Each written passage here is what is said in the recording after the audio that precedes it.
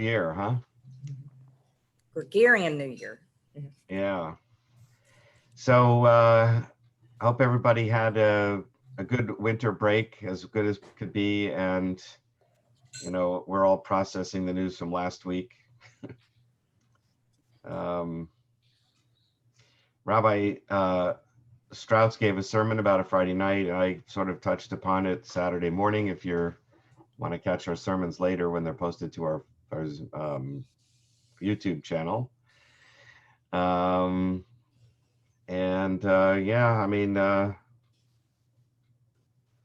Hopefully our country will pull itself back together again soon. In any case, the topic for today is keeping kosher. So I'll make sure I can share a screen. Yeah. Oh, Jennifer, I'll have to be able to share a screen. And so one of the things that I frequently say is that joining the Jewish people is not just about a faith and a relationship with God, which it certainly is. That's an important aspect of it. But it's also about joining a people. It's kind of like becoming part of the Jewish people. And the aspects of joining the Jewish people are in some ways related to becoming an American citizen, for instance. If you were born to American parents, then you're automatically an American citizen. But if you move to this country, then you have to go through this right now pretty crazy making immigration procedure. But hopefully that'll get straightened out sometime soon. In any case, the process involves learning about the Constitution, some American history, and some other things about being a citizen of the United States. And then there's a formal ceremony where you raise your hand and you say, I promise to be a good American citizen. And you're a citizen, and they give you papers. So it's similar to becoming Jewish. You take a period of time where you learn about what it means to be Jewish and part of the Jewish people. And then there's a ceremony at the end where you say, I want to be Jewish and join the Jewish people. We add in, you immerse in a mikveh, which is the ritual bath. And the reason for that is that's always been part of Jewish tradition for thousands of years about how you become ritually purified. So this process of being ritually purified is the way you formally enter the Jewish people. So if you think about Jews as not just a religion, not just a relationship with God, we also have other things that normal nation states have. For instance, a common language, which is Hebrew, a common geographic area, which is Israel, where we're from, even if we're not living there. A shared literature, which starts with the Bible, but includes the commentaries on Bible, rabbinic literature of later periods, and all of Jewish literature after that. And for instance, I'm an Ashkenazic Jew from Germany. My ancestors started in Germany and France, and then moved into Russia and Poland. Specifically, my ancestors were from Poland and Russia, but those are all Ashkenazic countries in the Jewish world. The Sephardic countries were from Spain and North Africa, and then there's Middle Eastern Jews who were always kind of in Iraq, Iran, and Syria and those areas, and also Israel. Those are called Mizrahi Jews, Middle Eastern. But whatever area Jews were in, they created their own literature, poetry, other kinds of writings. But as a member of the Jewish people, I consider all of that my literature. So I like to read poems written by Spanish poets in the golden age of Spain, and consider that my literature, even though my ancestors again came from Ashkenazic countries, not Spain. So we have combined language, combined literature, similar geography, and so on, rules. And also cuisine. One of the things that also is a hallmark of different countries or different cultures is what kind of food they eat, right? So you've got Mexican food, Italian food, Indian food, Chinese food. But Jews, having lived all over the world, have really sort of adapted the local cuisine of wherever they were living. So what makes Jewish food quintessentially Jewish? And so I would argue that that is one aspect of keeping kosher, is that whatever food you're eating, it's Jewish food because you're following the Jewish dietary laws. Now, you also could see keeping kosher as part of our relationship with God and our covenant with God, our obligations to God. God said, here's the foods you can eat, here's the foods you can't eat. And you can also sort of see it as sort of the rules that Jews live by. But in a certain way, it's also a cultural aspect of being Jewish. With that in mind, I'll take a look at the outline for today. And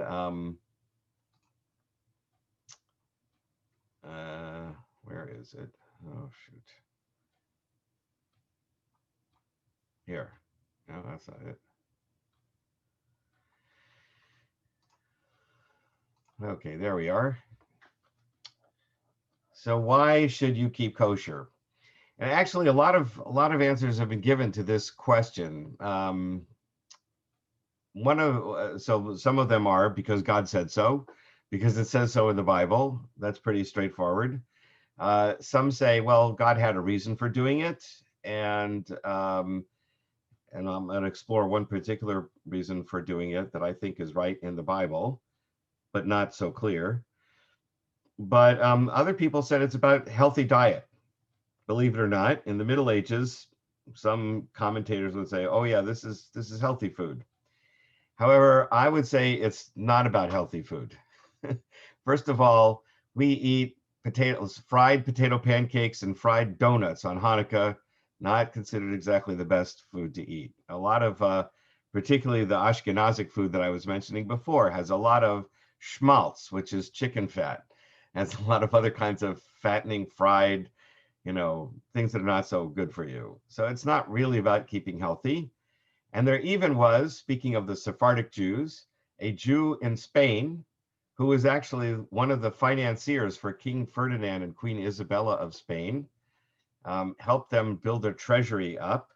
And then when they expelled the Jews from Spain, they also expelled him. So his name was Don Isaac Abarvanel, and he wrote a commentary on the Torah, the 5 books of Moses. And in his commentary, he says, God forbid we should see, I don't know if I gave it to you in the handout here. Let's just flip down to see if it's here. Yeah, there he is. Isaac Abarvanel. God forbid, he says, that I should believe that the reason for prohibiting the forbidden foods are medical. For if this were so, the book of God's law would be on the same level as a small book among medical books. Medical books, I guess, to him are not such a big deal. We got a lot of books on medicine. We don't need the Torah. But this is not the way of the law of God and not the depth of its meaning. Moreover, and here's a very good logical argument he makes, we see with our own eyes that other nations eat pork and insects and all kinds of other types of unclean birds and beasts and fish. And they're all still alive and well today. Just go down to Louisiana and you see all the stuff that they eat, and they seem to be living pretty good lives. Furthermore, there are animals that are widely known to cause injury, which are not mentioned at all among the prohibited ones. Also, there are among the herbs and plants those that cause injury or death, hemlock, for instance, by means of their poisons. And the Torah does not prohibit eating them, all of which teaches that the law of God did not come to heal bodies and seek their well-being, but rather to seek the well-being of the soul and heal its illnesses. So there's Isaac Abarvanel. I like to quote him because I think back in the 15th century, he already had pretty good arguments against it being about health matters. But you'll still see Jews today, or hear Jews today talking about, well, gee, Rabbi, isn't it the reason we salt the meat is that, it was an ancient preservative and it kept the meat from going bad?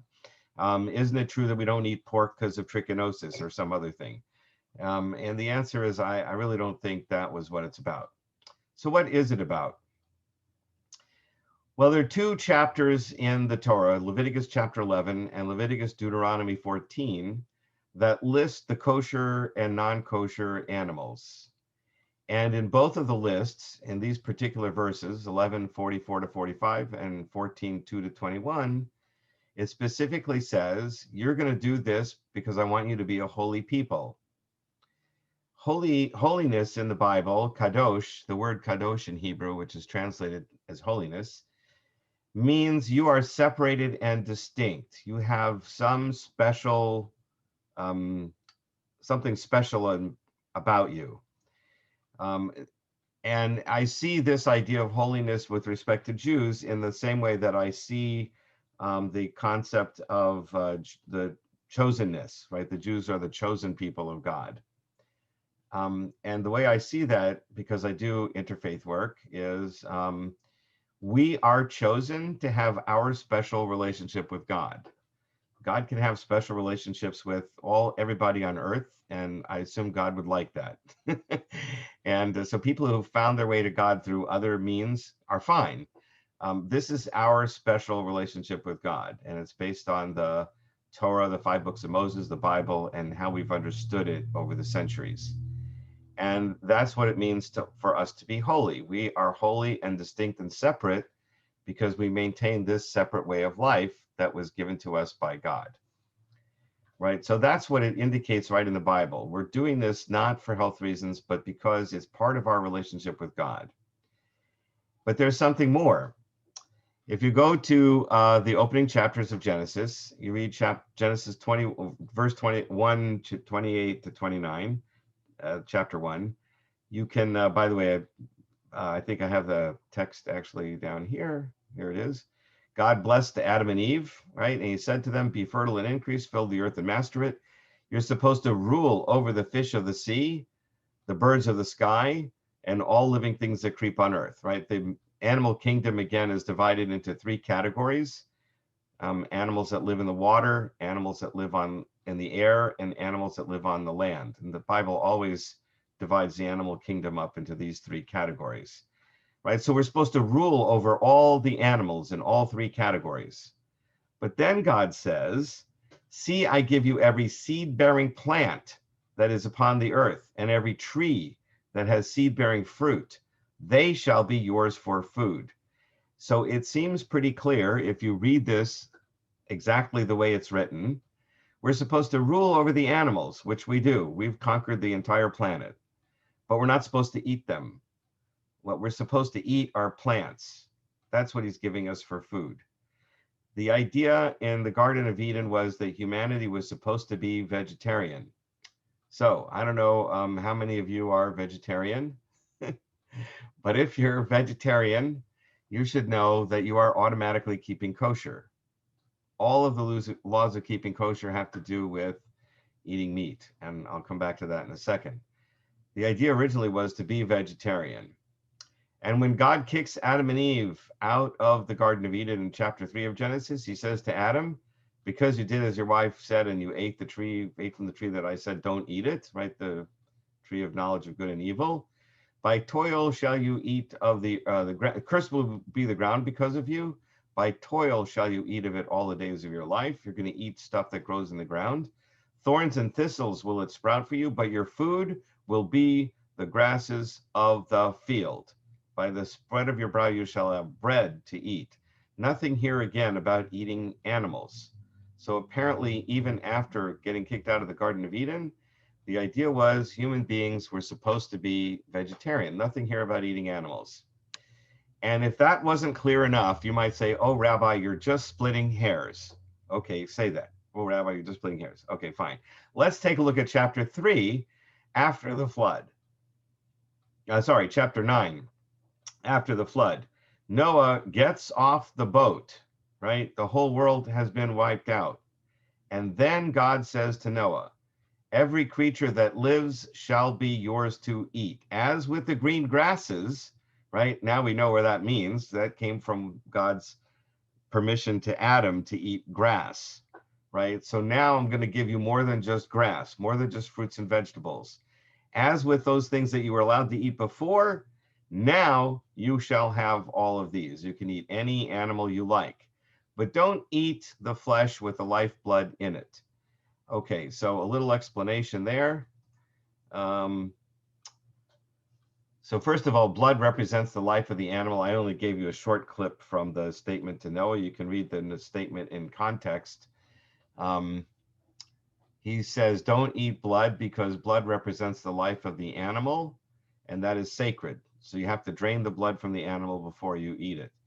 However, rabbinic interpretation on this commandment to Noah said What God was really trying to get at was not to be cruel to the animals when you eat the animals. Don't tear, this sounds gross, but this is, I guess there must be people who used to do this. Don't tear a limb off a living animal and then eat it, right? That's, you're supposed to have some common decency to the animals. That was how the rabbis understood that commandment to Noah. But from the time of Noah on, human beings were allowed to eat anything they wanted to. And then comes Moses and the Israelites. So the Israelites were slaves in Egypt. They're taken out of Egypt. They go to Sinai. They get the commandments. And God says, I want you to be a holy people. I want you to be a special, designated, unique kind of people, something people see that's different about you. And among the things he says, as I said as I pointed out in the text in Leviticus and Deuteronomy, is part of your holiness is going to be your diet. And basically, this is not in the text, but this is my reading into the text. Originally, we were supposed to be vegetarian because of the generation of the flood, when human beings were obviously being very cruel and inhumane and ruthless and violent. God recognized that he needed to make some concession to humanity, an outlet for their violent nature. Okay, you want to kill something, you can kill an animal and you can eat its flesh, right? That's how, but in the context of that statement again in Noah, he says, but you cannot kill a human being. That's forbidden. Kill an animal, eat its flesh, no human beings, right? So that's the concession God made to humanity as a result of the generation of the flood. Now, in the time of the Israelites, God says to them, you know what? Part of our special relationship is I'm going to take back most of the permission I gave everybody else to eat anything they want to do, right? From now on, in each of those three categories of the animal kingdom, you're only going to be allowed to eat a small number of kinds of animals in each of those three divisions. If they're fish that float in the water, swim in the water, they have to have fins and scales, which is why crawdads, lobsters, clams, oysters, shrimp, all of those things are not kosher. Neither are eels, electric or otherwise. Sea cucumbers, which are not really cucumbers, they're really animals, right? All those things are not kosher because they don't have fins and scales. So only the category of fish that have fins and scales in the water are kosher. On the land, God says they have to have split hooves, right? Which means like this, like Mr. Spock, for those of you who remember Star Trek. They have to have split hooves, and they have to chew their cud, which means they have multiple stomachs to process grains. And they process their food through the several stomachs. I'm not a biologist, but hopefully you can look it up and see how that works. So what does that mean? Only a small number of land animals are kosher. Lions, tigers, and bears, oh my, none of them are kosher. Neither are wild cats or wolves, dogs, cats, or any kind of cats. None of those are kosher. Probably a lot of people are thankful about that. We don't eat turtles, so they have to have split hooves and chew their cud. The typical animals are mostly pastoral animals, sheep, goats, and cows, but there are some other animals. Deer is kosher. However, I'm going to come back to another problem for deer in a minute, but only a small number of animals on land are kosher. And then animals that live in the air. That's the third category of animals. So here the Bible does not give us rules. It only lists the birds that are not kosher. And because it's a list in Hebrew, and several of the names of these birds only appear twice in the entire Bible, both times in the list of non-kosher birds, it's not always easy for Bible scholars to identify which birds are talked about in the list. Hate to say that, but it's true. And usually, in an English translation, you'll see all the names that the translator assumed that they were, but we're not sure about all of them. In any case, from that list, the rabbis made certain rules about what seemed to be on the prohibited list. It's not important what those rules are, too much, I don't think. You can look them up if you'd like. But it does seem that predatory birds are excluded. Predatory birds are excluded. And animals that live on land have to have split hooves, which necessarily means they are not predatory animals, right? Because predatory animals need claws. They don't have them. And as far as I can tell, the fish will eat anything. Many fish will eat other fish, but they won't go after other fish. The kosher fishes, I don't think, go after other fishes to eat. But if that's true, then that's an exception to the rule. Clearly, the birds and the animals on land are not predatory. And some commentators have suggested that another reason for keeping kosher is not only should we not eat meat, but we certainly shouldn't eat the meat of predatory animals, because that's sort of like might encourage us to imitate them and be predatory ourselves. Okay, so those are the categories. So first of all, the first thing God says to the Israelites is, I gave Noah a lot of permission to eat any kind of animals, but our relationship depends on restricting your diet for meat to only these certain kinds of animals. And then God said 3 times, don't boil a kid in its mother's milk. So kid in this case does not mean a human, of course. A kid means a baby goat. Let's see if you shall eat anything abhorrent. That's about the holiness part. Anyway, you have to separate. So you don't boil a kid in its mother's milk. Don't boil a baby goat in its mother's milk. Since it's repeated 3 times, the rabbis assumed that it meant a lot more than what it seemed to be saying. And they concluded that it meant don't eat any meat at all with any kind of dairy product, even if it's not goat meat boiled in goat milk, right? Any kind of dairy mixed with any kind of meat is forbidden. The exception to that was fish. The rabbis didn't consider fish to be meat. One of the reasons for that is that fish were not considered kosher animals for sacrifice in the temple. So they weren't, they're sort of, I guess, quasi animals. You can catch them any way you want to catch them and eat them any way you want to eat them, as long as they're kosher fish. The other animals, all the animals that live on land and the birds, have to be killed in a kosher way. And that way requires that we drain as much blood as possible. And also it's a way that tries to be as painless as possible. So for those of you who are squeamish, you can silence your speakers for a minute. So the process of kosher slaughter is, you have somebody, first of all, who's specially trained and knows how to do this.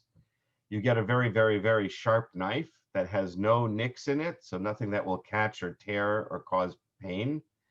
And this very sharp knife with no nicks, they use to cut the carotid artery, the jugular vein, and the windpipe in one stroke. The idea is that severs the supply of blood to the brain, and therefore the oxygen to the brain, and the animal is immediately rendered unconscious.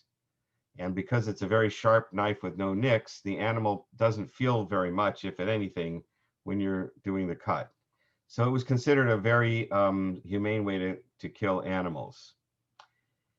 There was some controversy in the 60s, 70s, and even into the 80s about kosher slaughter, because the part of the process was also trying to drain as much blood as possible, because blood represented the life of the animal, and we're not supposed to eat blood. So what they used to do in kosher slaughterhouses for large animals is they would shackle the hind leg. I mean, this is gross. They would shackle the hind legs of the animal and then raise the animal up from the rear so that it was tipped forward, so that when you did the slice, the blood would drain out faster. But of course, hoisting the animal on its hind legs shackled is not painless. So there's a solution for that all the kosher slaughterhouses in America use. And that was designed by a brilliant woman named Temple Grandin. Great name, Temple, Temple, Grandin. If you haven't heard of her, she's somewhat famous, particularly in the world of autism, because she was autistic. And she believed that, she's not Jewish, by the way. She believed that her autism allowed her to empathize with animals better. She seemed to have a direct connection to animals. And oddly enough, because of that, she went into the kosher slaughter, not the kosher slaughter, but the general slaughtering business. Her thinking was, we're eating meat, and if we're going to eat meat, we don't have to abuse the animals before we kill them. So she first started out working in secular slaughtering, regular slaughtering plants, to design means and methods that were the least painless for the animals in those places. But then she became very aware of kosher slaughter techniques, and she designed a special box called the Grandin box, named after her, for the slaughter of animals that all the American slaughterhouses use. So the idea is the animal is herded in a line up onto a platform and into a box. And while they're standing on the box itself tips forward. So the animals are still fairly comfortable, when they're killed. So that was her invention. And so again, if any of this makes you squeamish and you are a meat eater, don't go to any slaughterhouse. I think any trip to a slaughterhouse would probably convince any of us that we don't want to eat meat again. But kosher slaughter is still, I believe, one of the most humane ways to kill an animal. Temple Grandin herself, again, she's not Jewish, said that when it's done correctly, kosher slaughter is a pretty painless way for the animal to die. Okay, that being said, there are some crazy countries in Europe that have from time to time tried to outlaw kosher slaughter, claiming it's barbaric, etc., because you're slicing their neck or whatever. Yeah, I guess so, but shooting a captive bolt gun into their brains may not be so, which is what is done in most slaughterhouses, may not be exactly so humane either. And most of the countries that try to outlaw kosher slaughter don't seem to have any laws against hunting. And when you're out hunting, if you don't shoot the animal in just the right place, they're going to suffer a while before they die. So again, if all this makes you squeamish, let's all be vegetarian. My wife and I are mostly vegetarian. Every now and then we eat meat, but that's just the nature of eating meat. So what do the kosher laws come down to meaning? So I left out the thing about not boiling kids' mother's milk. So they believe that because it's mentioned 3 times in the Bible, it includes more things than just not boiling a kid's mother's milk. Any mixing of dairy and meat is not kosher, even if you don't cook it. So a bologna and cheese sandwich, for instance, which is not cooked, would be not kosher. Even if you used kosher bologna.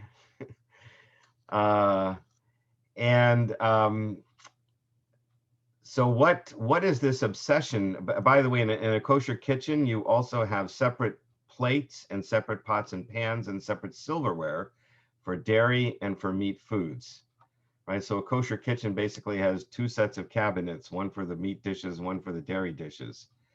It gets a little extravagant.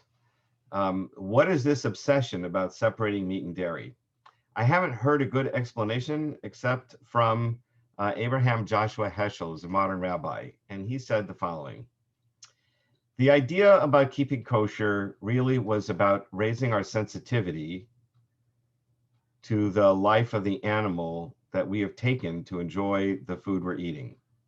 Right? We're allowed to eat the food, but we should still be cognizant of the fact that a life was taken so that we could enjoy it. And particularly in the world we live in today, where we buy meat that's prepackaged in a store and it doesn't even look like the animal anymore, and it's easy to forget that this came from an animal, keeping kosher is one way to remind us that, yes, we are in fact eating an animal here. And we're allowed to do it, but we tried to do it in a painless way for the animal and with respect to the animal. So if it's trying to develop in us a sense of reverence for the life of animals, meat nevertheless represents a dead animal. It is a dead animal. And milk is like the opposite. Milk is the ultimate life-giving nourishment that a mother feeds her young. And so milk, in a sense, represents life, whereas the meat represents death. And so I think this is the way I explain it to myself for being so obsessive about it. The obsession is to separate these two ideas, life and death, right? You can't mix them in the same meal. It's like yin and yang, two opposites. You have to separate them completely. So we are obsessed about separating any dairy from any meat. One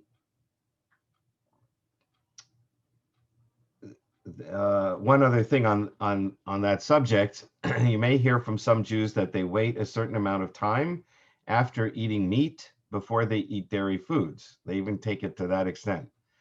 Right? Not the other way around, interestingly enough. Once you eat dairy, you don't have to wait very long before you can eat meat. But once you eat meat, you have to wait before you can have dairy. This comes from a passage in the Talmud that seems pretty clear to me. I studied it in rabbinical school, but I apparently am the only one who has my interpretation of it. So you're getting it from me, take it for what it's worth. I'm just telling you, not everybody understands it this way. The passage of the Talmud goes something like this. There's a discussion about, you have to separate meat from milk. You can't eat them in the same meal.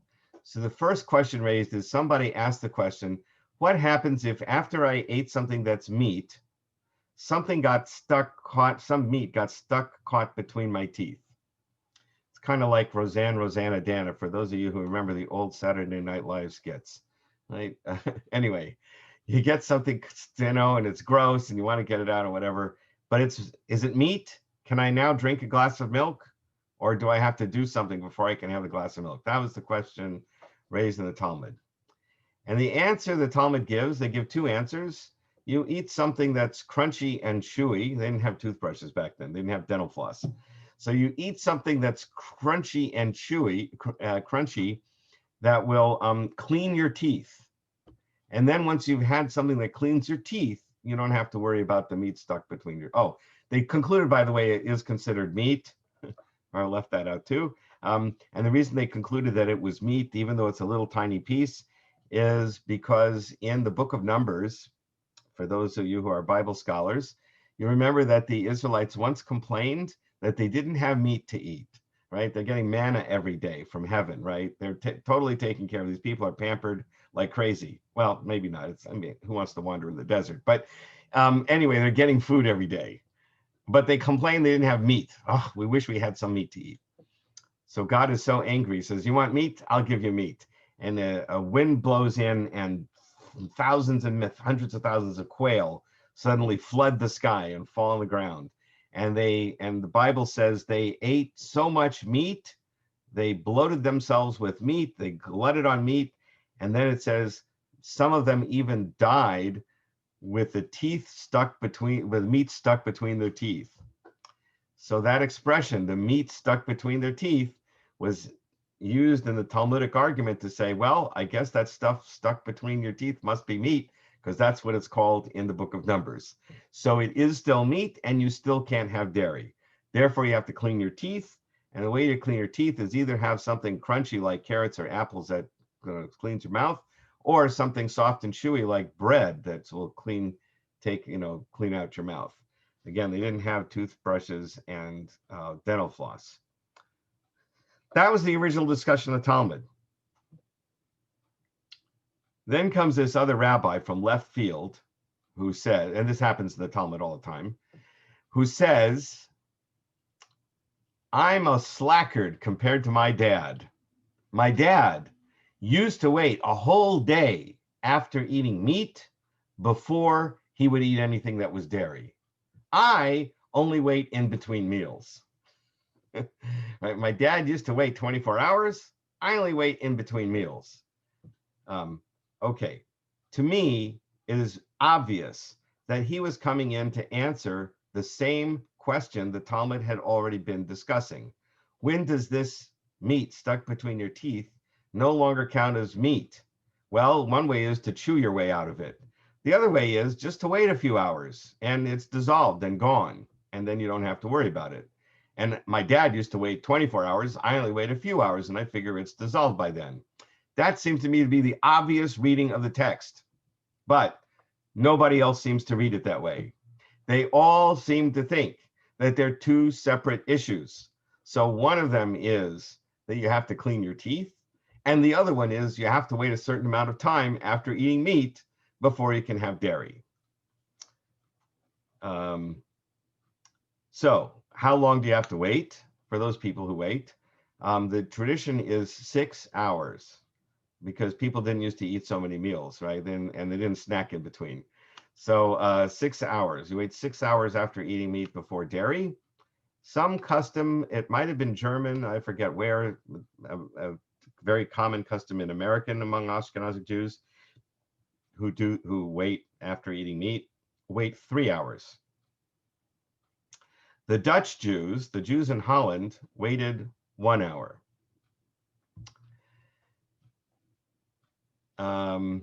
I believe they based this on a good Ashkenazic Jew in France in the 13th century who said the following, which seems also logical to me. Okay, we have to wait in between meals. How long is it in between meals? I'm going to eat my food. I'm going to clean my teeth. I'm going to do Birkat Hamazon, the grace after the meals, the blessing we recite after the meal is over. Now I'm done with that meal. Now, if I want to sit down at the table again, I can have dairy now because it's not the same meal. I waited in between meals. It might have been only 10 minutes, but I did Birkat Hamazon. I'm done with that meal. I'm starting a new meal. It's a different meal. It's okay. And I think the Dutch custom was based on that. In any case, the Dutch custom is the smallest amount of time people wait after eating meat before eating dairy, and that is the custom that I follow, because I don't think this was about waiting anyway. I just have this other interpretation of the text. I respectfully disagree with every other rabbi who's interpreted that passage. What can I tell you? Okay, so that's kind of, let's see if there's anything else I need to say about kashrut before we can take some questions. We talked about why one keeps kosher. It's about holiness. The diet was vegetarian in the beginning. Kindness to animals.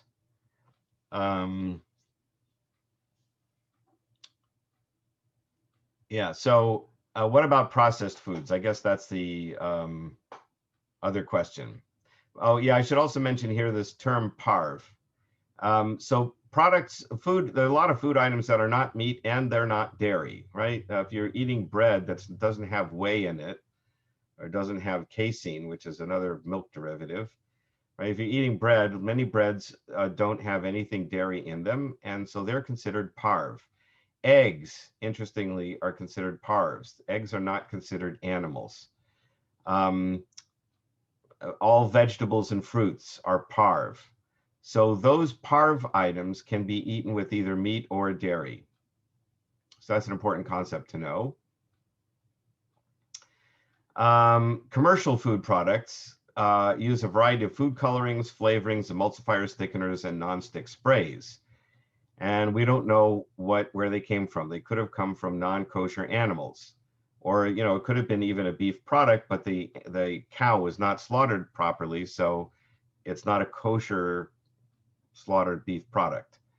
So in the commercial industry, we're not always sure what goes into the food products. So the safest way to avoid eating non-kosher foods that are produced in a factory is to purchase only foods that have a certain supervised kosher, they've been supervised by a kosher organization, and have a seal or a stamp or a symbol that indicates that agency is aware of what goes into the food product and the process of how it's baked and cooked to make sure that nothing along the chain includes anything that's not kosher. And there's a huge industry now for creating kosher products with hundreds, literally hundreds of kosher symbols that certify that a product is kosher. What some people do, however, is to look at the ingredients themselves. And there are lists of ingredients that you can find on some kosher sites that say, well, these are the ingredients that are problematic. And if you don't see any of these ingredients in the food product that you're reading the ingredients list for, many people say, well, that's good enough for me, and I'll eat those products. Eating out at restaurants is another issue. The safest way, again, to avoid a problem of kashrut with eating out is to only go to a restaurant that is supervised as kosher. In Houston, there is the Houston Kashrut Association that supervises about 10 or 12 places that you can eat that are supervised kosher, including some meat restaurants.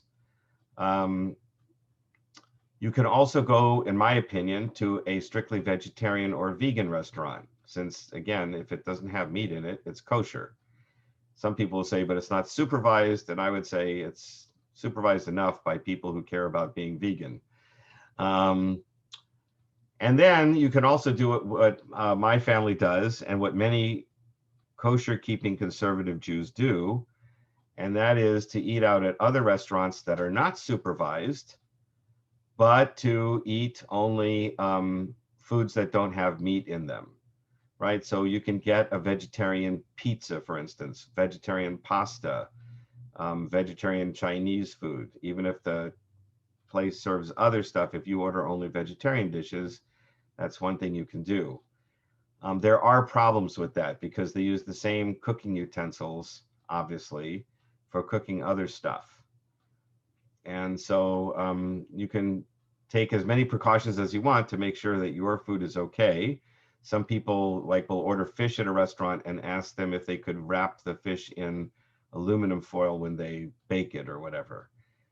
I don't do that. I do eat out. I try not to make sure that I try to make sure there's no non-kosher ingredients in the food they're serving me. And sometimes people think it's cool to put bacon in salad. It's like a delicacy. And I have to tell people, don't put bacon in the salad.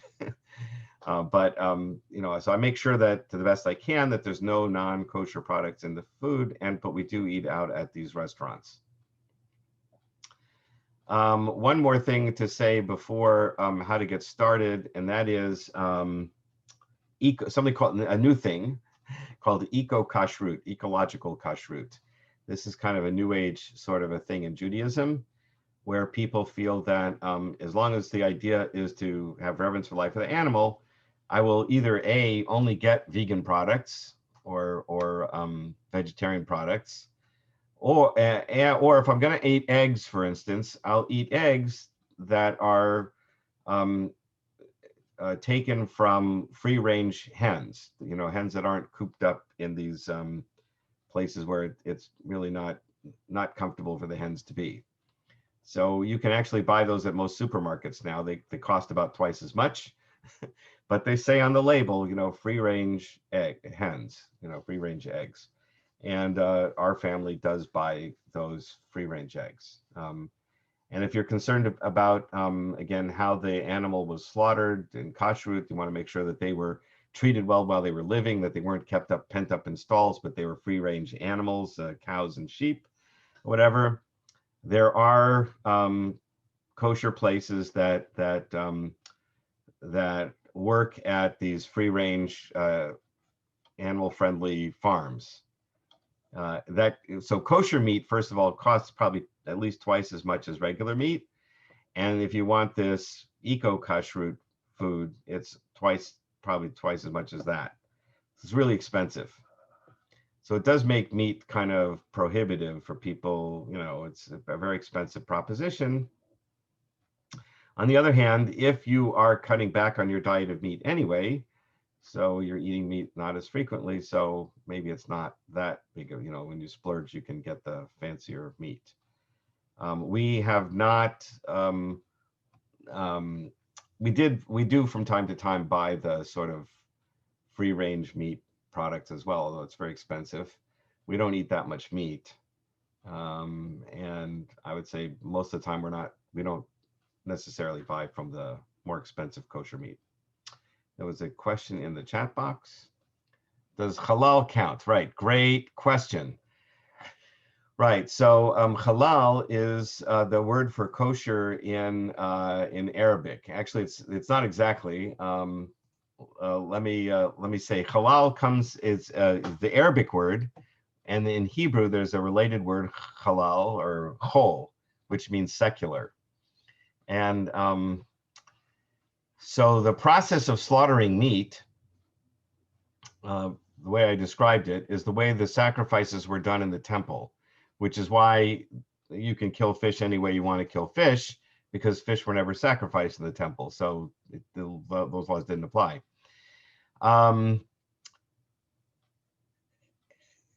So if you were sacrificing it in the temple, then it was the sacrifice was called Kodashim. There's a tractate in the Talmud called Kodashim, holy things. And that is the tractate that deals with kosher slaughter and the kosher animals and that whole process. But there's another tractate in the Talmud called Hulin, from Chol, secular. And that's about secular slaughter of animals. And that's where the laws of kashrut are found. And I mention that because the word halal and hulin they're cognates. They're Hebrew Arabic cognates. They come from the same term. So halal basically comes from the idea that this is non-ritual, non-sacrificial slaughter of animal meat. Okay, so now but to answer the question, finally, is halal kosher? The answer is unfortunately no. The rules in Islam are more lenient. They're not as restrictive. You have to say a blessing before you slaughter the animal, but you don't necessarily have to have a sharp knife with no nicks, and you cut the carotid artery, the jugular vein, right? That process is different. So we cannot eat halal meat. However, because a bracha, blessing, is said when there's kosher slaughter, Muslims can eat kosher meat. And I've had a number of Muslims tell me how thankful they are that the kosher industry in America is so robust, because it helps them in getting food that they can eat as well. Okay, I think I kind of covered most of the things I want to talk about. Are there any questions about keeping kosher that people have? If anybody wants to set up a kosher kitchen, I'm happy to help you do that. I should say it's not an all or nothing thing, in my opinion. Many of our congregants do keep kosher of some kind, but they're not necessarily strictly kosher. I would say nearly all of them eat out at restaurants like we do. Many of them will restrict and not have meat. They'll only eat fish or dairy when they eat out. But then there's other congregants who are less observant on laws of kashrut. So it's not an all or nothing proposition. Oh, I should tell you this story. Oh, is everybody with me so far? Why is there such a big emphasis on not eating pork specifically? Yeah, I don't know. Pork. It's interesting that pork became sort of the icon for non-kosher food. I don't know exactly when that happened. It might have been that it was kind of a fetish of the Greeks, because I think it's mentioned in one of the books of Maccabees that they wanted to eat pork. And that was under Greek rule. I don't know. I mean, it's certainly not any more non-kosher than shellfish is, right? But pork somehow became the symbol of non-kosher food. Let me tell you this story, though. So we're a conservative congregation. We're in the conservative movement. And, where can you get kosher meat? That's a good question. I will definitely answer that. So we're in the conservative movement. So the reform movement in the 1800s, when they were kind of reforming Judaism, they were trying to modernize it and make it look more scientific and rational to their Protestant neighbors, both in America and in Germany. The movement was started in 2 different continents. One of the first things they did was they decided that keeping kosher was not so important anymore. You know, that's old-fashioned. Why do we need to worry about it? It's too difficult we want to eat out with our neighbors who are Christian. We want to eat at their homes. and we don't have to worry about what we're eating. So let's not worry about kashrut anymore. That's old-fashioned.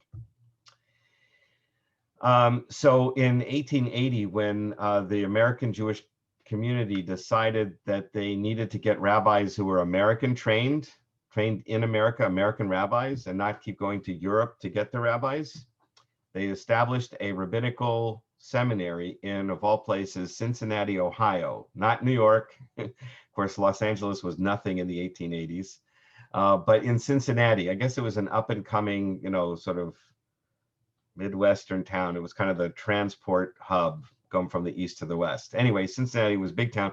That's where they put the seminary. 6 years later, you have the first graduating class of American trained rabbis. And they want to celebrate this momentous occasion.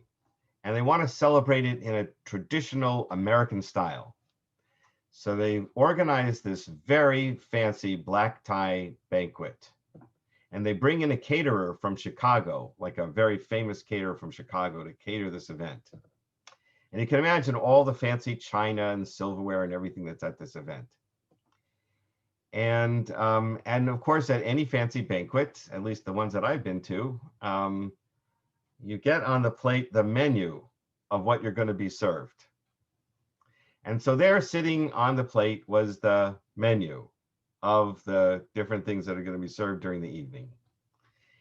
And it included frog's legs, clam chowder, chicken with dairy, shrimp cocktails at the end. I think really, every possible non-kosher item was in this banquet except pork, interestingly, because everybody knew pork was not right. But all the other possible non-kosher items seemed to be like intentionally put on the menu.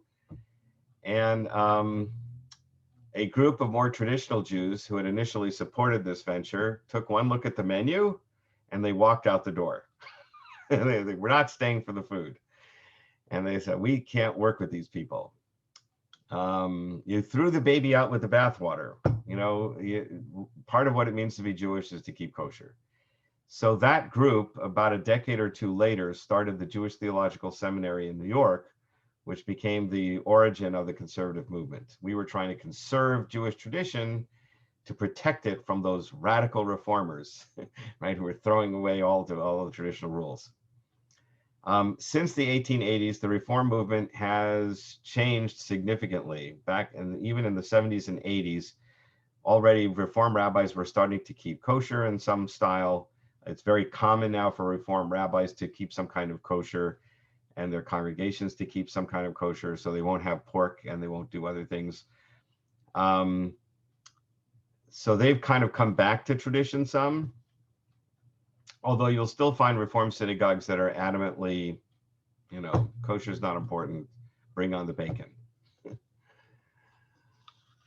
So anyway, so that's why I felt it necessary to put a class in kashrut in this class session in this program, because kashrut actually was one of the defining things that our movement was started.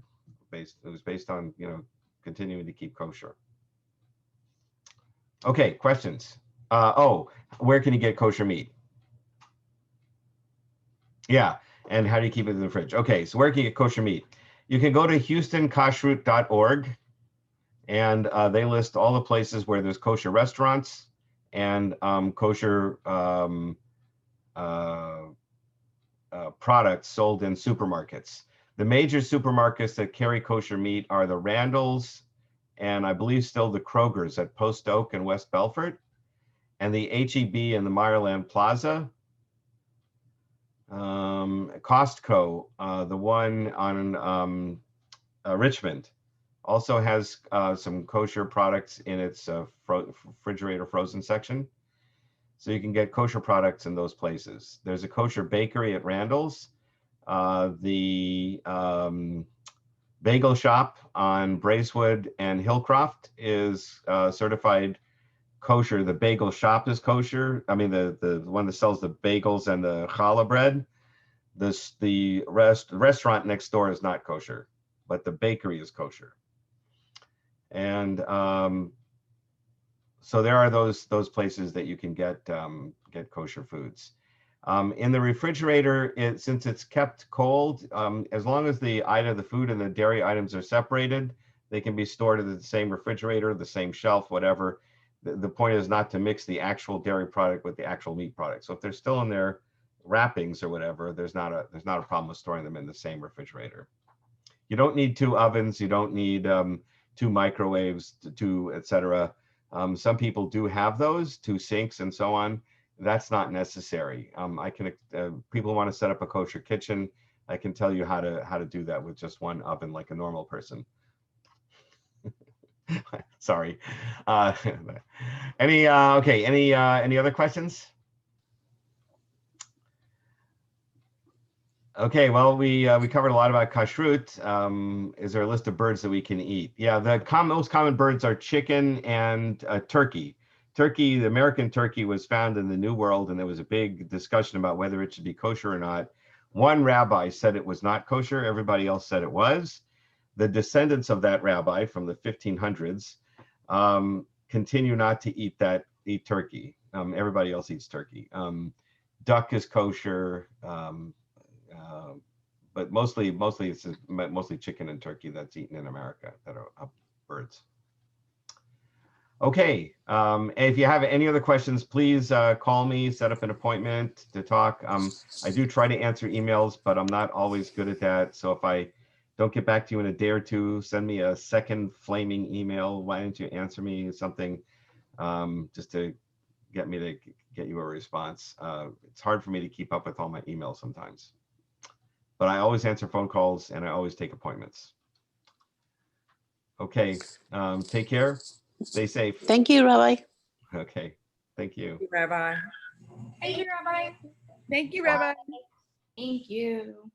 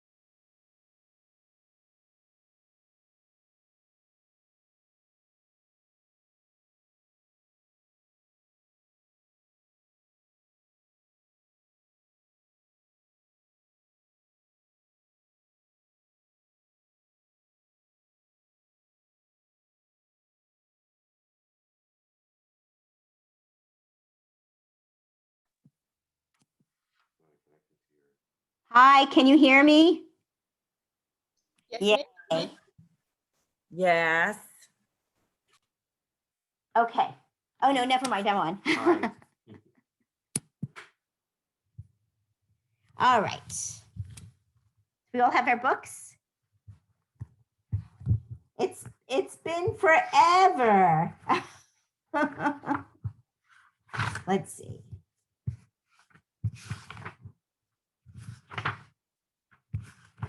I think, are we on chapter 10? It seems to me that we're on chapter 10. Am I correct about that?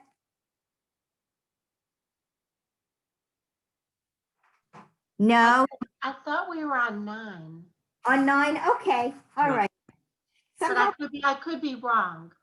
but it's okay. Let's start with 9. Let's go to 9. Chapter 9. Okay, so in chapter 9, first of all, the vocabulary word is shema, which is hear or listen. And I think almost everybody's familiar with that word from Shema Yisrael, right? Which means us, the old translation was, hear, O Israel, Shema Yisrael, hear Israel. Or to be more colloquial, listen up, Israel. Listen up. Adonai is your God. Okay.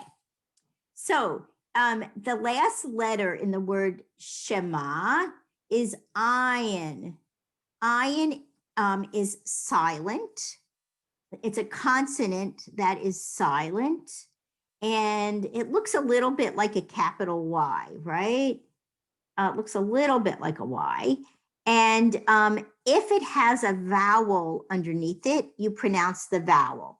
But it, in and of itself, it is silent. Some people say, then why do you even need an ayin? Well, ayin still confers meaning when you're reading a word, even if it's silent. There's some words that sound the same, only they're spelled with aleph. If a word that sounds like aleph, but it's spelled with an ayin, you know it means something else. So it definitely has meaning, even though it's not pronounced. Okay, so let's just review the consonants that are under, that are in the top box, that row of consonants that we've already learned. And I'll read them once, and then you can read them with me. And feel free to write anything down that you need to. Bet, tav, tav, shin, mem, lamed, kaf, hey, resh, chaf, vet, dalid, aleph, vav, kuf, sadi. Okay, and now let's read them all together. Bet, tav, tav, shin, mem, lamed, kaf, Kaf, hey, Resh, resh, Resh, kaf, Kaf, vet, Bet, Dalet, olive, vav, kuf, Kuf, sadi. Now, let's start with the letter kaf. You find the letter kaf on the first line. It's right after the lamed. 1, 2, 3, 4, 5, 6, 7 letters in his kaf. What other consonant sounds like kaf? Kuf, Kuf is correct. Kuf and kaf sound the same. Very, very good.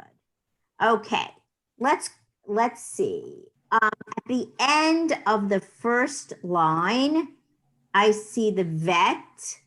Vet. What other letter sounds like vet? What other letter sounds like vet? Vav, Vav. Very good. What about aleph? We learned another letter that has the same characteristics as aleph. What letter has the same characteristics as aleph? Ayin, Ayin, aleph and ayin. Okay, now let's talk about letters that are kind of look-alike letters. what consonant looks a little bit like a bet or a lot like a bet? Bet. Bet and vet look alike, right? The only difference is as we say, bet has a button, right? Bet has a button. That's our mnemonic device. Are there any other letters that you might confuse with a bet? Cough. Kaf, right, kaf. You could confuse kaf and bet. And looking at the last two letters on the line, on the top line there, people might confuse kaf and vet too, right? Those two look very similar. Now, what letter might you confuse with a tav? There's another letter. You might say, oh, they don't look that much alike, but people confuse these two letters. What letter might you confuse with tav? Hey. Hey, yes, sometimes people confuse those two. And on the top line, third letter from the end is resh. Are there any letters here that people might confuse with resh? Vav. Yes, sometimes people confuse vav and resh. Vav is much more narrow, but in some fonts, they could look similar, vav and resh. And what other letter might you confuse with a resh? Dalet. Dalet. Dalet, yeah, you might confuse dalet and resh. And sometimes people confuse lamed. I know that resh doesn't have that big kind of feather on the top like lamed, but sometimes people confuse lamed and resh. And if you go down and look at the vowels, you see at the end where we have the E vowel with the yud at the end. Sometimes people confuse resh and yud, even though yud is only like half a space tall and resh is a whole space tall. Okay, it's worthwhile, I think, to every now and then review our lookalikes. Okay, let's take a look at line 1. I'm going to sing it and then, I'm going to read it and then maybe you can read it back to me, okay? Oh, you know what? Let's do the vowels first. Let me do the vowels first. Okay, so we're going back up to the little box at the top where the circles are. I'll read it once. When I get to the shva, I'm going to assume that it's not a silent shva, and I'm going to pronounce it. So it's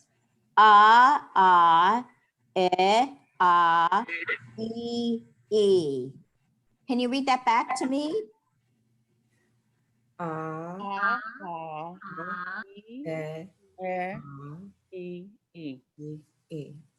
Right. So we have 3 ahs, right? The first, the second, and the fourth vowel are ah. The third vowel is called shva, and it's often silent, but when it's pronounced, it's eh. And if it's at the beginning of a word, we always pronounce the shva. If there are 2 duplicate consonants in a word, like dalid, dalid, and lamed, lamed, or vet, vet, or something. If there's 2 consonants, if it's a doubled consonant, then you pronounce the shva.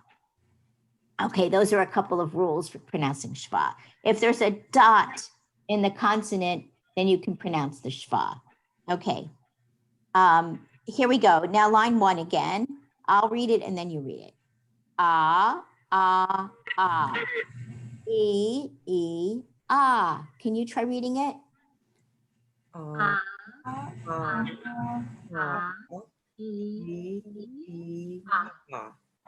Good. Line 2. Ah, ah, ha. Ah, ah, ha.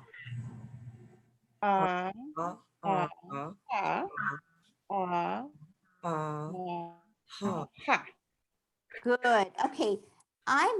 For line 3, I'm going to start by just saying what the consonants are. Okay. So on line 3, we have ayin, sadi, kuf.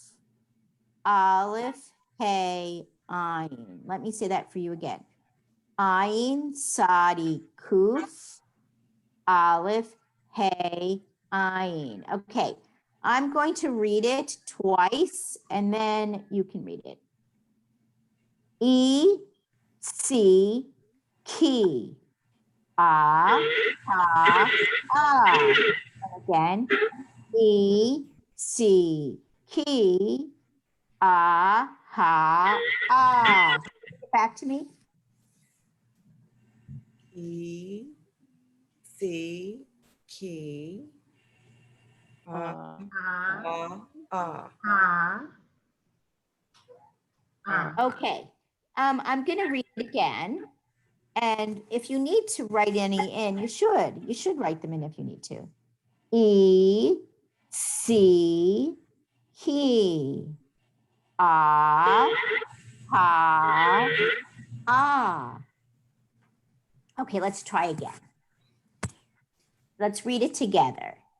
E, C, he, ah, ha, ah. Okay. On line 4, the first word or syllable is Ain vet, right? Ain vet. How would we pronounce Ain vet? Av.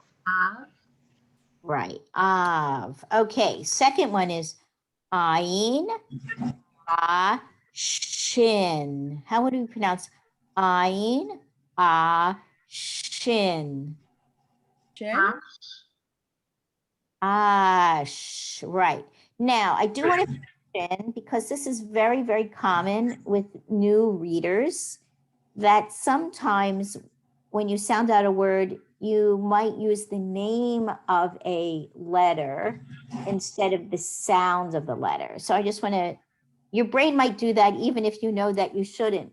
Sometimes it's hard to control our brains at first, but I'm just pointing that out. Okay, third one is Ayin vet. Ayin vet. And we know that ayin is silent, right? So how do we pronounce ayin vet? Eve, Eve, correct. Okay, and then we have mem ayin. Mem ayin. How would we pronounce that? Ma. Good.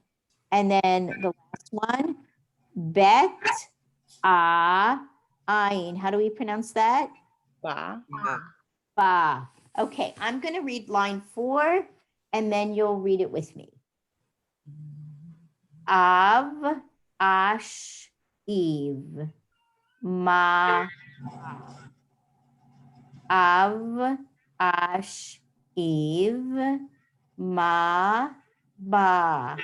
Okay, can you read it with me? Av, ash, eve. Ma, ba. Okay, good. Line 5.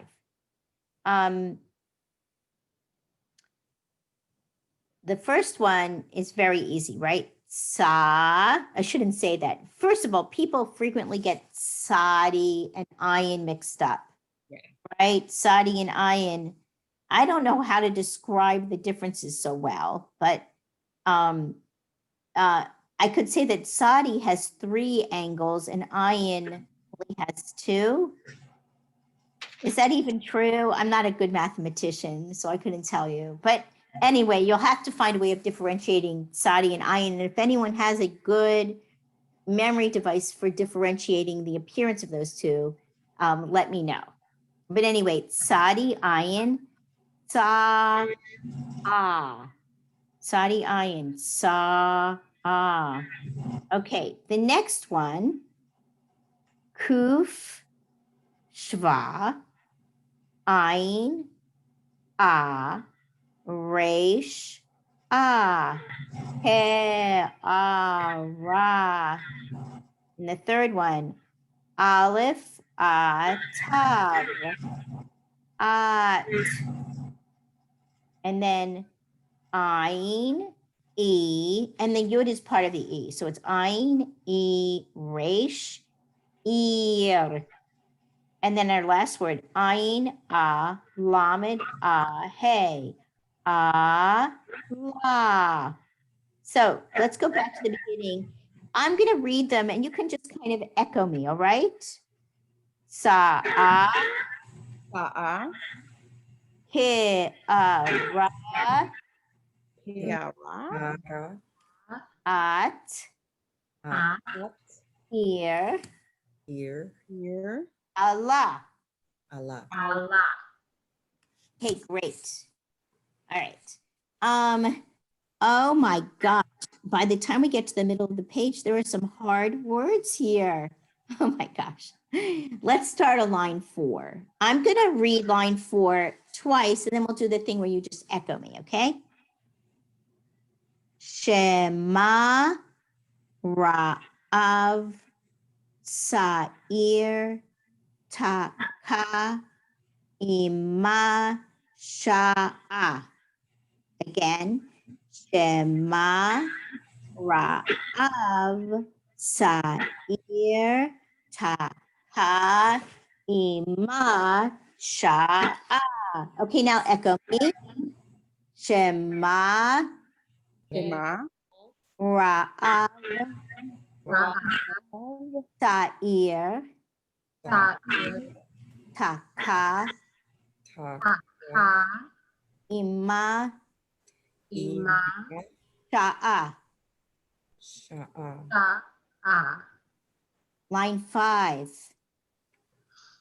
Rakia Ati. Oh, I'm going to read it first and then we'll go back and echo, okay? Rakia Atid Ashir Arba Atik Ivri. Now you can echo me. Rakia Rakia. Atid Atid. Ashir Ashir. Arba Arba. Atik Atik. Ivri. Ivri. Good. Line 6. Ivrit Ma'ariv Tekiya Amida Ke'ara. Okay, now echo me. Ivrit Ma'ariv Ma'ariv. Tekiya Tekiya. Amida Amida. Ke'ara. Ke'ara. Line 7. Sha'ava Avati Shiva Atika Amida. Okay, and now echo me. Sha'ava Sha'ava. Avati Avati. Shiva Shiva. Atika Atika. Amida. Amida. And line 8. Shema Tishma Shemiya Kariat Shema. We'll do it again. Shema Shema. Tishma Shema. Shemiya Shemia. Kariat Kariat. Shema. Shema. Okay, so now it's asking you to go through the page and find and circle the words Amidah and Shema, which are 2 really important prayers. And you can also find the word Ivrit, which means Hebrew, and underline that.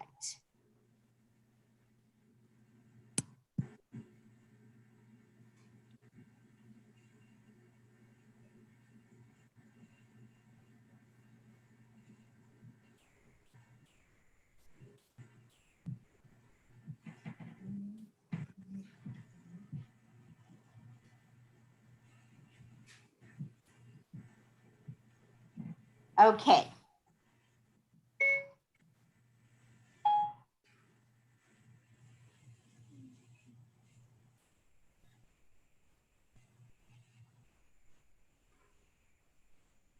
Sorry, I'm so sorry. All right. Did people find Shema? Where is Shema? Line 4. Right, on line 4. And then again on line 8. 8. Right. The and then two right, and then twice on line 8. Okay. And then what about Amida? Where did you find Amida? Line 6. Yes, on line 6. So Amida is the prayer. It's called the standing prayer that begins with Baruch atah Adonai Eloheinu v'Elohei Avotenu. People know that prayer, right? We've at least heard that prayer. Okay. And then where is the word Ivrit? Line 6. Line 6. Very good. Okay. Okay. So here's on the top of 39 is a little exercise for basically it's for lookalikes. Okay. So for number 1, do those two little syllables, do they sound the same? On number 1, those two syllables, do they sound the same? Yes. Yes, they do. Number 2, did the in number 2, do the two syllables sound the same? No. No, they do not. What about number 3? Yes. Yes. Okay. Number 4. What about number 4?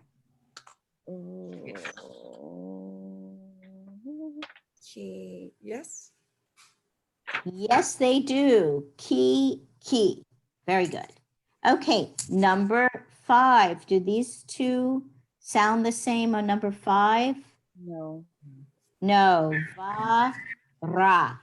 Okay. Number 6. Do they sound the same? No. No. Sa, ah. Okay, what about, don't say the answer even if you know it. Wait a second after I ask, like count to 3 before you answer to give people more time. Oh, number 7, do they look alike? 1, 2, 3, yes or no? No. No, they're not the same. Can anybody read those two? Re. D, re, that's right. Okay, and what about 8? Do they sound the same?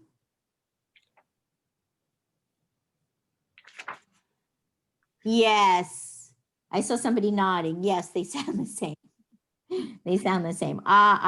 Okay. Okay. I don't understand the point of this exercise in the middle of the page. It's just reading, but okay. Let's do this. Okay. I'm going to read wow, it won't be easy. I guess I'm going to read the first word and you'll read the second word. I'll read the third word. You read the fourth word, etc. We'll just work our way down 1, 2, 3. If you make a mistake, we're going to just keep going. How about that? Okay, starting at 1, and we can go slow. Middle of the page. Maharta. Lamad. Lamad. Kadish. Hatikva. Good. Hatzir. Shira. Ra. That's right. Rabbi. La. Malam. Malam. What's close, but what's the vowel under the mem on the third word there? What's the vowel? Mila. Right. Mila, which by the way means word. Lavash. Isha.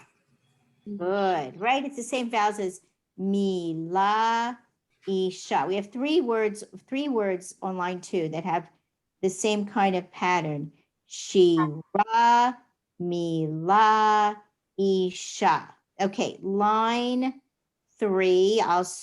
You start. Line 3, you start. Mashal. No. Good. Si, Teed.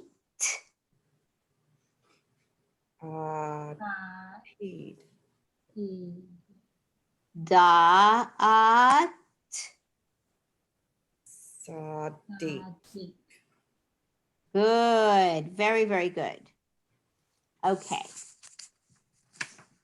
Let's actually at least start page 10. Let's just start it. Chapter 10, I mean. Chapter 10, pardon me. Page 40. Okay. I don't remember if we've done this before, except when we sing the Aleph Bet song. Have we done what they call the final consonant forms or the Sophite consonant forms? Have we done those? No. Okay, so this is really just a calligraphy thing, because at the ends of certain letters, when they're written at the end of a word, they're written in a different form. Certain letters, when they're written at the end of the word, they're written in a different form, but they're really the same letter. Even though they look different, they're the same letter and they sound the same. So this letter, first of all, our word is Navi, which I'll come back to in a second. But Navi begins with a nun, right? Nun. So it's like an N. Okay. And so when nun is written at the end of a word, it looks like a really long vav. It's, you know, if it was on ruled paper, on lined paper, the nun Sophite would go, the final nun would go below the rule on the paper, right? Whereas a nun is within the lines, or a vav is within the lines, a nun goes below the line. And that's how you know it's a nun Sophite. It goes below all the other letters.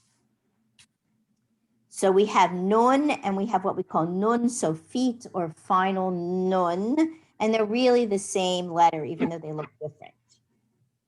Back to Navi, right? A Navi is a prophet, right? And Moshe is considered our greatest prophet, right? That's why the first 5 books of the Torah are called the 5 books of Moses. Moshe is Moses's Hebrew name. Moshe is Moses. You also might have heard, if you've ever gone to Havdalah services at the end of Shabbat, you can go to Zoom every weekend. The Museum Minyan at Beth Yeshurun has Havdalah services to mark the end of the Sabbath. And in the Havdalah service, we sing Eliyahu Hanavi, which means Eliyahu the prophet. A Navi is a prophet. Okay. Now let's take a look at Nun. What letters, just the regular Nun, not the final Nun, what letters could you mix up Nun with? What other letters look a little bit like the Nun?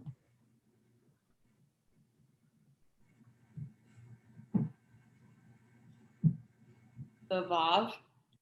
Yes, you could mix either of those with the Vav. What else? You can mix them up with the Vav. What else? The regular Nun. What could you mix up? Right, the 3-sided Nun. What letters could you mix it up with? What other consonants? Chaf. Right. People sometimes mix it up with Chaf, or even, right, somebody I think said vet, or even with vet. So it's shaped an awful lot like Chaf, only much more narrow. Much more narrow. Okay, and then Nun Sophite, or final Nun, we could mix it up with Vav. Are there any other letters that it's possible you might mix it up with?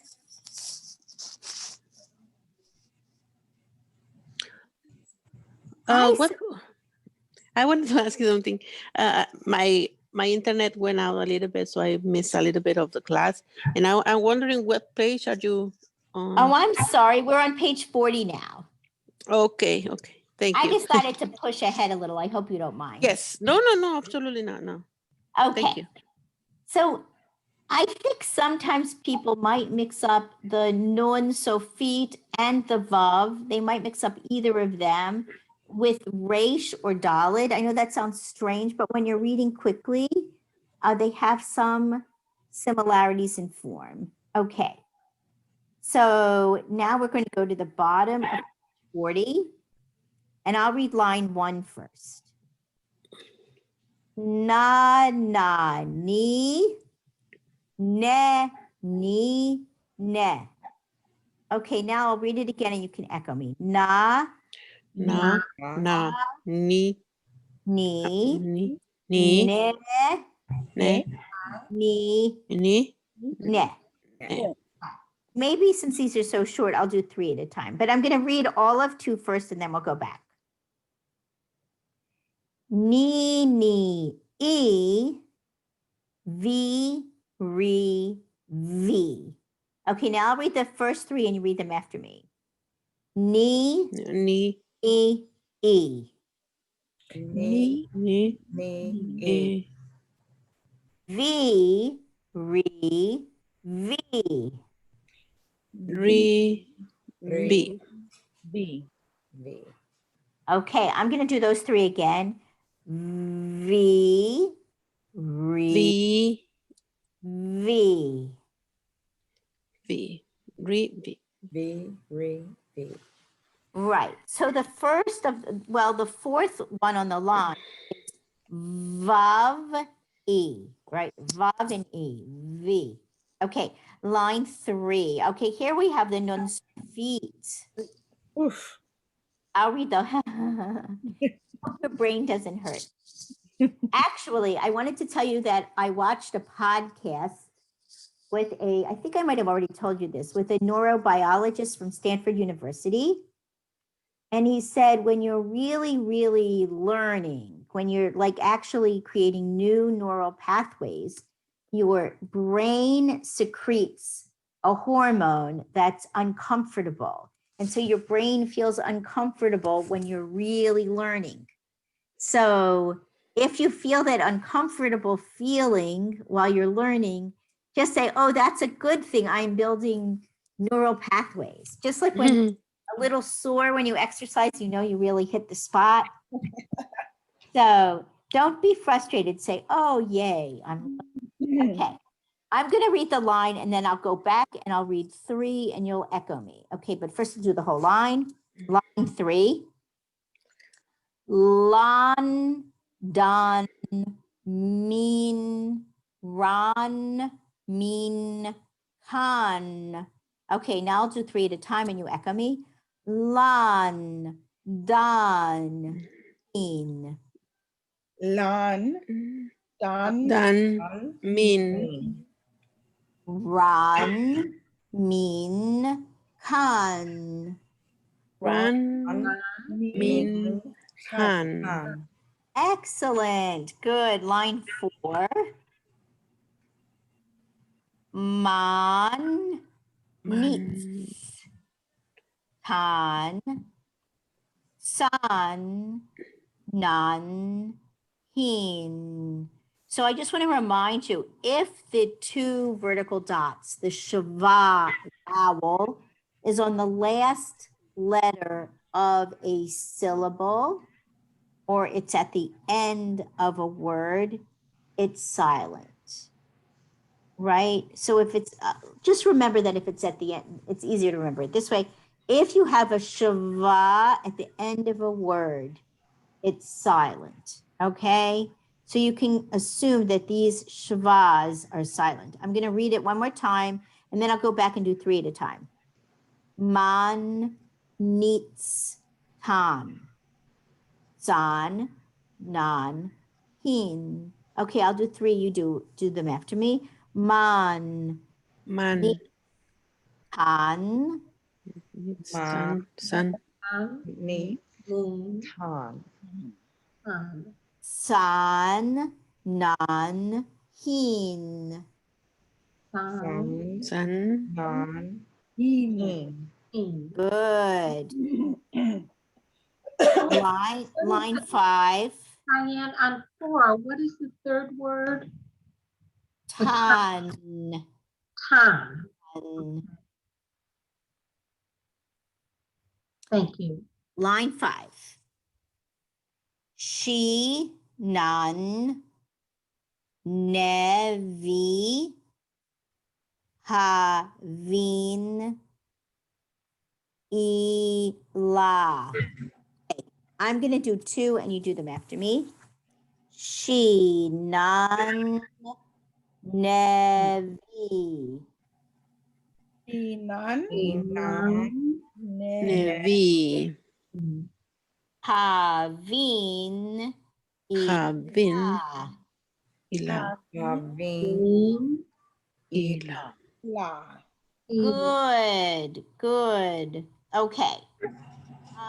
Top of 41. I'll read the line and go back and do what we've been doing. Okay. Line 1 on 41. Nan, nav, nei, kan, bin. So notice on the first 2, first we have nun sofit, and in the next, nun sofit in the first word, and then we have a vav in the second word, right? So the teacher, when she wrote this exercise, was daring you to mix those up. Okay, but you won't give in, right? Okay, I'm gonna read the first 3 and you can echo me, and then we'll do the second 2. Okay. Nan, nav, nei. Nan. Nan. Nav. Nav. Nei. Han, bin. Kan. Bin. Bin. Good. Line 2. Nin, lan, dan, man, shin, ran. That's not too bad, right? Okay, I'll do 3, then you echo me. Man. Nin, lan, dan. Nin. Lan. Dan. Man, shin, Ran. run. An. Man. Shin. Shin. Ran. Good. Line 3. Going to be a little Bina. harder. I can only say I think this is going to be harder. All right, I'll read it once. Din, Bin. beni, ani, naki, ani, na. Okay, now I'll go back and I'll do 3. Din, beni, ani, Ani. Din. Bani. Ani. naki, ani, na. Aki. Ani. Na. Good. Line 4. Shana, lavan, anav, rina, anad, naar. Okay, I'm going to go back and do 3 and you do them after me. Shana, lavan, Shana. anav, Anav. Ana. Na. Lavan. Lavan. Ra. Ana. Anar. rina, anad, naar. Rina. Anat. Naar. Okay, now I think I might want to stop at this point. Let's see. Yes, I think I need to stop at this point. So I'm just going to mark where we left off. Do you think that you could try to work on the rest of the page during the week? I mean, this is just a suggestion.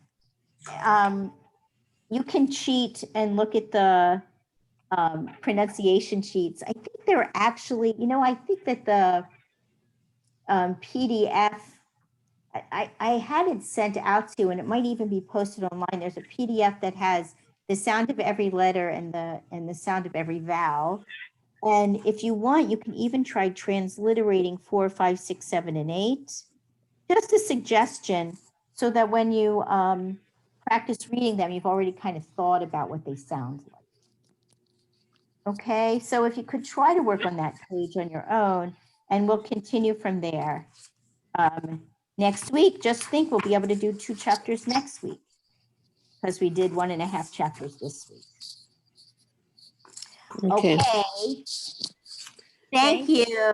Have a Thank fantastic you. Yeah. Thank you. Thank you. Well, Bye. bye.